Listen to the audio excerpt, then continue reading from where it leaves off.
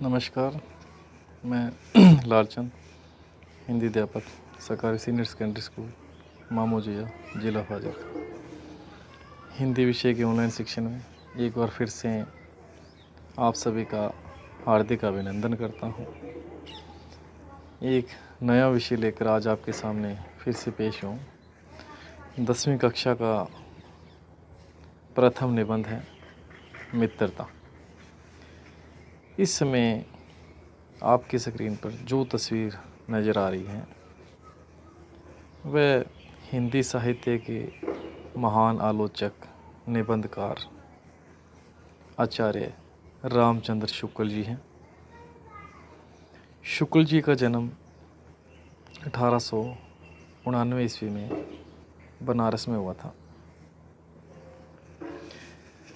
जिस तरह हिंदी साहित्य में आधुनिक कविता में निराला जी को याद किया जाता है, नाटक के महारथी जयशंकर प्रसाद और कथा साहित्य में मुंशी प्रेमचंद जी का नाम जो है विशेष रूप से लिया जाता है।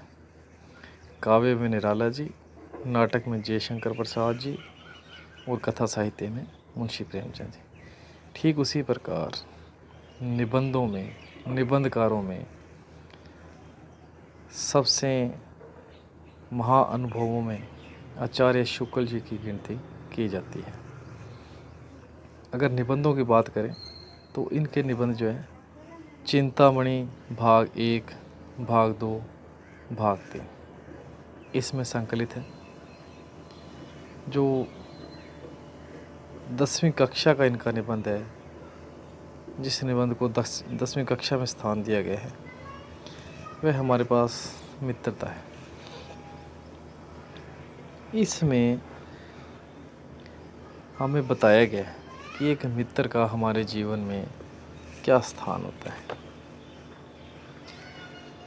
किन किन बातों को ध्यान में रखना चाहिए जब अपने मित्र का चयन कर रहे हैं, किन किन सावधानियों को बरतना चाहिए। मित्र जो है वह हमारे जीवन में किस प्रकार सहायक होता है, किस प्रकार हमें उन्नति की ओर ले जाता है। दूसरी तरफ बुरा व्यक्ति जो है, बुरा आचरण वाला इंसान जो है, बुरी संगति जो है वह हमें विनाश की खाई में धकेल देती है। तो शुरुआत करते हैं निबंध मित्रता। जब कोई युवा पुरुष अपने घर से बाहर निकलकर संसार में अपनी स्थिति जमाता है, तब पहली कठिनता, पहली मुश्किल उसके सामने मित्र चुनने में आती है। नौजवान पुरुष है, अपने घर से बाहर निकला है, समाज में पहुंचा है, अपनी स्थिति को मजबूत बना रहा है, बाहर की दुनिया के साथ उसका संबंध स्थापित हो रहा है। उस समय सबसे बड़ी कठिनाई उसके सामने है मित्र चुनने की। यदि उसकी स्थिति बिल्कुल एकांत और निराली नहीं रहती तो उसकी जान पहचान के लोग धड़ाधड़ बढ़ते जाते हैं।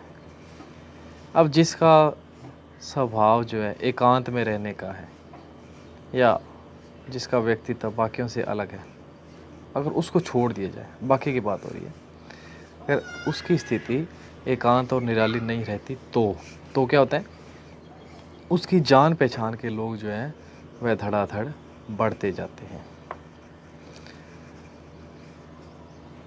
और थोड़े ही दिनों में कुछ लोगों से उसका हेल मेल हो जाता है। हेल मेल, मेल जोल। यही हेल मेल बढ़ते बढ़ते मित्रता के रूप में परिणत हो जाता है। परिणत हो जाना, बंध जाता है। पहले मेलजोल पड़ता है, मेलजोल के बाद धीरे धीरे ये मेलजोल है वह मित्रता का रूप ले लेता है। मित्रों के चुनाव की उपयुक्तता पर उसके जीवन की सफलता निर्भर हो जाती है, क्योंकि संगति का गुप्त प्रभाव हमारे आचरण पर बड़ा भारी पड़ता है। अब जो हमने मित्र चुने हैं वह किस तरह के हैं, उसी पर हमारे जीवन की सफलता निर्भर है। क्योंकि जैसी हमारी संगति है, जैसे हमारे मित्र है, संगति का प्रभाव जो है हमारे आचरण पर बड़ा भारी पड़ता है। थोड़ा नहीं पड़ता, बहुत ज़्यादा असर पड़ता है संगति का। हम लोग ऐसे समय में समाज में प्रवेश करके अपना कार्य आरंभ करते हैं जबकि हमारा चित्त जो है, मन जो है, कोमल और हर तरह का संस्कार ग्रहण करने के योग्य रहता है। जिस समय हम समाज में प्रवेश कर रहे हैं युवावस्था में, उस समय हमारा मन क्या होता है, कोमल होता है। हर तरह के संस्कार जो है हमारा मन ग्रहण करने के लिए तैयार रहता है। हमारे भाव अप्रमार्जित भद्दे, देखने में सुंदर न हो, और हमारी प्रवृत्ति, हमारा स्वभाव जो है अपरिपक्व रहती है। अपरिपक्व जो पूरी तरह पका न हुआ, पूरी तरह विकसित न हुआ हो, अविकसित। भाव जो है वह सुंदर नहीं होते, स्वभाव जो है वह पूरी तरह पका नहीं होता। हम लोग कच्ची मिट्टी की मूर्ति के समान रहते हैं, जिसे जो जिस रूप में चाहे उस रूप में ढाले, चाहे राक्षस बनाए चाहे देवता। हमारी स्थिति जो है कच्ची मिट्टी की तरह होती है। अब कच्ची मिट्टी को जो रूप देंगे वह उसी रूप में ढल जाएगी। उससे राक्षस भी बनाया जा सकता है, उसी मिट्टी से देवता भी बनाया जा सकता है। हमारी स्थिति भी बिल्कुल उस कच्ची मिट्टी की तरह होती है। ऐसे लोगों का साथ करना हमारे लिए बुरा है जो हमसे अधिक दृढ़ संकल्प के, दृढ़ निश्चय के हैं, पक्के संकल्प के। ऐसे लोगों के साथ हमारा साथ करना जो है बुरा है। क्यों? क्योंकि हमें उनकी हर बात को बिना विरोध के मानना पड़ेगा। उसका हम विरोध नहीं कर सकते। अगर कोई व्यक्ति, हमारा मित्र जो है हमसे अधिक दृढ़ संकल्प वाला है, पर ऐसे लोगों का साथ करना और भी बुरा है जो हमारी बात को ऊपर रखते हैं, सिर्फ हमारी बात को ही ऊपर रखते हैं। अब ऐसे लोगों का साथ भी बहुत बुरा है जो हमारी बात को ऊपर रखते हैं, हमारी हर बात को तरजीह देते हैं, विशेष महत्व देते हैं। क्या होगा इससे अगर ऐसा होते? ऐसी दशा में न तो हमारे ऊपर कोई नियंत्रण रहता है और न हमारे लिए कोई सहारा रहता है। दोनों अवस्थाओं में जिस बात का भय रहता है उसका पता युवकों को प्राय बहुत कम रहता है। अब अगर मित्र ज़्यादा दृढ़ संकल्प वाला है फिर भी नुकसान है, उसकी हर बात माननी पड़ेगी। अगर कोई व्यक्ति हमारी हर बात को तरजीह देता है, ठीक है, उसका साथ भी बुरा है। ऐसी दशा में हमारा अपने आप पर नियंत्रण नहीं रहता। अगर हम गलत भी हैं तो भी उसने सही कहना है। अब दोनों अवस्थाओं में इस बात का डर रहता है। यदि विवेक से काम लिया जाए तो ये भय नहीं रहता, पर युवा पुरुष पराये विवेक से कम काम लेते हैं, अपनी बुद्धि का प्रयोग अक्सर कम ही करते हैं।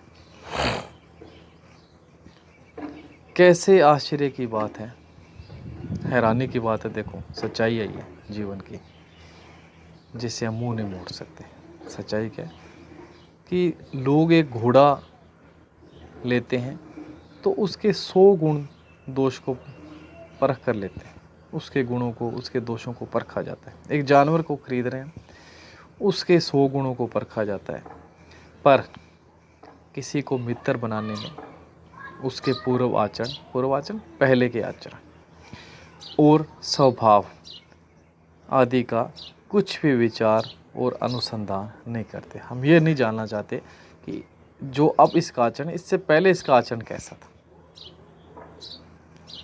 स्वभाव कैसा था, कैसा स्वभाव।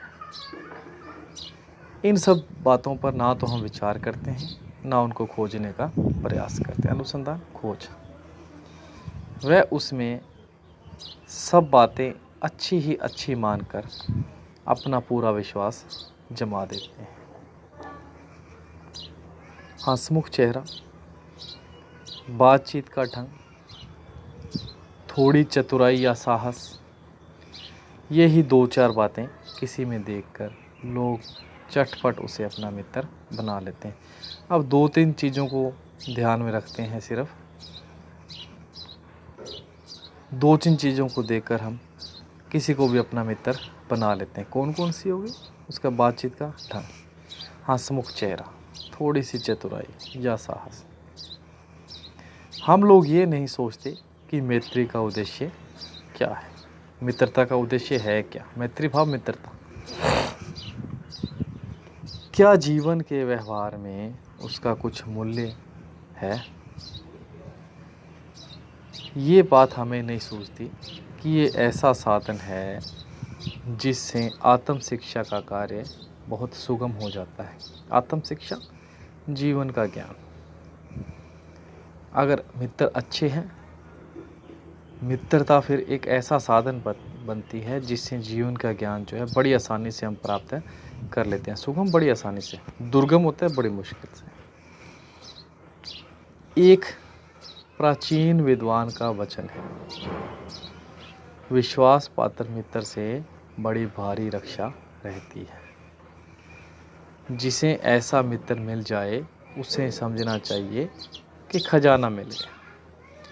विश्वास पात्र मित्र जीवन की एक औषध है, एक दवाई है।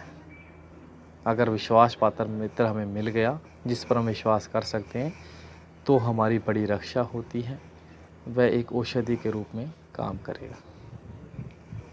हमें अपने मित्रों से ये आशा रखनी चाहिए कि वह उत्तम संकल्पों से हमें दृढ़ करेंगे। उत्तम संकल्प, श्रेष्ठ संकल्प, उत्तम संकल्पों से हमें दृढ़ करेंगे, मजबूत बनाएंगे। दोषों और त्रुटियों से हमें बचाएंगे। अगर कोई दोष है, त्रुटि है, कमी है, उस चीज़ से हमें बचा कर रखेंगे। हमारे सत्य, पवित्रता और मर्यादा के प्रेम को पुष्ट करेंगे, उसे और मजबूत बनाएंगे। पुष्ट करेंगे और मजबूत बनाएंगे।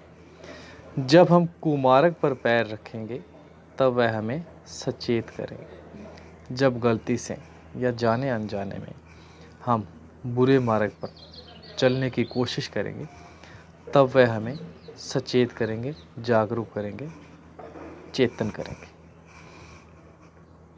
जब हम हतोत्साहित होंगे तब वह हमें उत्साहित करेंगे। हतोत्साहित, जब हम अपना उत्साह गवा चुके होंगे, जब हमारे अंदर निराशा आएगी उस समय वह हमें उत्साहित करेंगे। सारांश ये है कि हमें उत्तमतापूर्वक जीवन निर्वाह करने में हर तरह से सहायता देंगे। एक श्रेष्ठ जीवन जीने में वह हमारा सहयोग करें।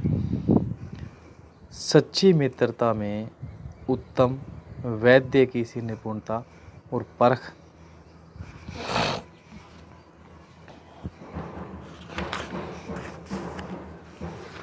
होती है। सच्ची मित्रता जो है एक उत्तम वेद जो है उसके जैसे गुण होते हैं। जिस तरह वेद जो है बीमारी को पकड़कर उसका इलाज शुरू कर देता है, वैसी ही निपुणता जो है सच्ची मित्रता में होती है। अच्छी से अच्छी माता का सा धैर्य और कोमलता होती है। जिस तरह एक माँ जो है उसमें धैर्य होता है, धीरज होता है, कोमलता होती है, वैसी ही कोमलता, वैसा ही धैर्य, वैसी ही ममता मित्रता में होती है। ऐसी ही मित्रता करने का प्रयत्न प्रत्येक व्यक्ति को करना चाहिए। छात्रावस्था में, छात्रावस्था स्कूल की अवस्था में जब बच्चे पढ़ना शुरू करते हैं उस अवस्था में मित्रता की धुन सवार रहती है। मित्रता हृदय से उमड़ पड़ती है। पीछे के जो स्नेह बंधन होते हैं, प्यार के बंधन जो होते हैं, अपने परिवार के साथ जो बंधन होते हैं, उनमें न तो उतनी उमंग रहती है न उतनी खिन्नता। खिन्नता चिढ़ने वाली बात है, जिससे चिढ़ आए, चिढ़ना। कि जो पीछे के बंधन हैं उनमें न तो इतनी ज़्यादा उमंग रहती है, न इतनी खीनता। बाल मैत्री में जो बच्चों की मित्रता होती है, जो मगन करने वाला आनंद होता है, जो हृदय को बेधने वाली ईर्ष्या और खीनता होती है, वह और कहाँ। अब जो बचपन की मित्रता है उसमें हृदय को बेधने वाली ईर्ष्या होती है। अब हमारा मित्र किसी और के साथ बातें कर रहा है या किसी और की सहायता कर रहा है, तो बाल मित्रता में क्या है, उस मित्र के प्रति मन में गुस्सा आता है कि ये उसके साथ क्यों बोल रहा है, उसकी सहायता क्यों कर रहा है, ये तो मेरा मित्र है। ये बातें आती हैं, चिढ़ते हैं एक दूसरे से। कैसी मधुरता और कैसी अनुरक्ति होती है। अनुरक्ति आकर्षण, आकर्षण की भावना, आकर्षित होना।